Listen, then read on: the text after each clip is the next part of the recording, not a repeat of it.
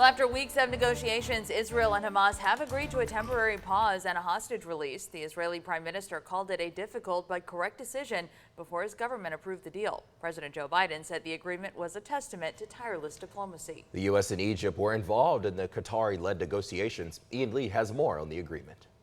Overnight, the Qatari government announced that Israel and Hamas agreed to a deal for a 4-day ceasefire, plus the release of 50 civilian women and children hostages held in Gaza in exchange for some Palestinian women and children currently detained in Israeli prisons. The beginning of the pause in fighting will be announced within the next few hours. We've been working on this intensively for weeks. In a statement, President Biden said the deal should bring home additional American hostages and that he will not stop until all of them are released. I want everybody back. 63-year-old Gilad Korngold has 7 relatives that are believed to be among the roughly 240 hostages Hamas took on October 7th, including his son, daughter-in-law, and young grandchildren. Imagine that your kid instead sleep in the bed with blanket and it's underground deep. The deal will also allow larger truck convoys carrying much-needed humanitarian aid, including fuel, to flow to civilians in Gaza.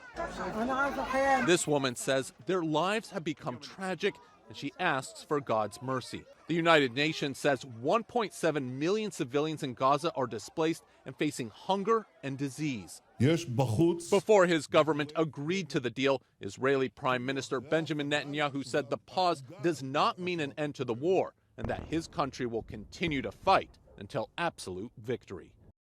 A U.S. official says 3 Americans are expected to be among the 50 hostages released. Also, the Israeli government says the temporary pause in fighting would be extended an extra day for every additional 10 hostages Hamas releases.